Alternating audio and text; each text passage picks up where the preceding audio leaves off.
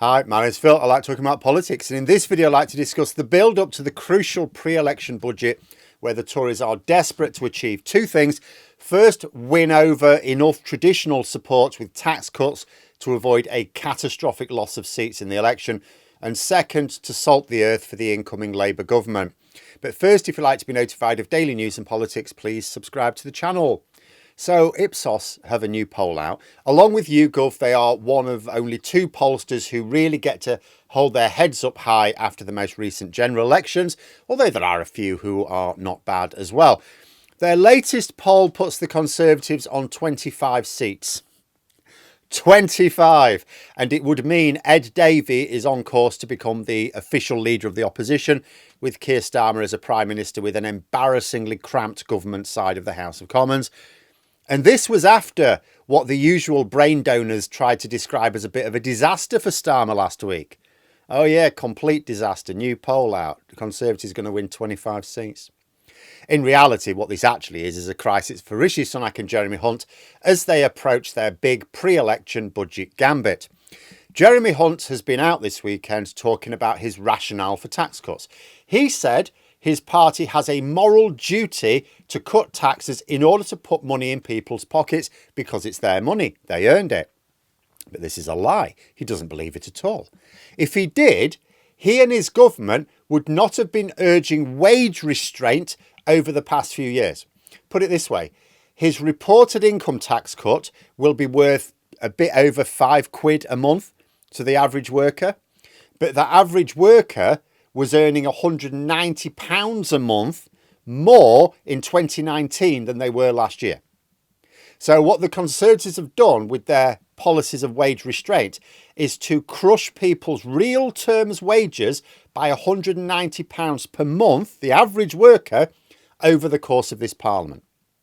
Imagine the impact if journalists actually mentioned this to Hunt or any other Tory MP every time they tried this line.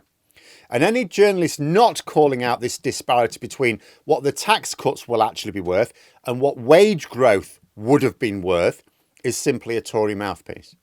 If the government really cared about the money people were earning, they would have encouraged wage growth, kept their taxes to invest in good public services, and everyone would have been happy. Maybe not a couple of billionaires. The question is, why are the Tories persisting with their economic policies when it is those same policies which look like consigning them to one of their worst ever defeats, if not their worst ever defeat? You know, surely the response to being unpopular is to do something popular. Well, there are a couple of appeals doing the rounds at the moment. The first is from economic experts who are urging the government to think very carefully about their budget because these tax cuts they will risk crushing our living standards for another decade, is what they're saying. The problem is that this is exactly what the Tories want. Not out of a sense of masochistic enjoyment. It's entirely strategic. I said some time ago, if the Tories ever came to the conclusion that they cannot win the next election, they would become way more dangerous. That's where we are. If they thought they had a realistic chance of turning things around, they would not be adopting this scorched earth policy on this scale. So when economists say that the reported plans for the budget, and it's reported plans, we don't know what the budget is until Wednesday afternoon, that they would do a great deal of harm to not only our economy, but people's living standards for the next decade, it is not as intended a warning to the government. It's actually encouragement. Given that they know they're going to lose the election, their strategy now centres around a combination of trying to retain as much of their heartlands as possible and preventing Labour from dealing any tangible improvements during the next Parliament. But aren't the tax cuts really unpopular? In a sense, yes. People in the UK do tend to favour good quality public services over lower taxes. There are a lot of people tearing their hair out that the Tories are pursuing what seem to be unpopular tax cuts when surely all it's doing is costing them more votes. But in a sense, that may be true. But the votes they should be chasing are more interested in better public services than cutting taxes. And if there is to be more money in their pockets, it should have come from higher wages, not lower taxes. But the Tories are now having to retreat to their very core support. Let's be honest, these are largely home-owning retired people. Promoting wage growth is of no interest to these people, doesn't benefit them.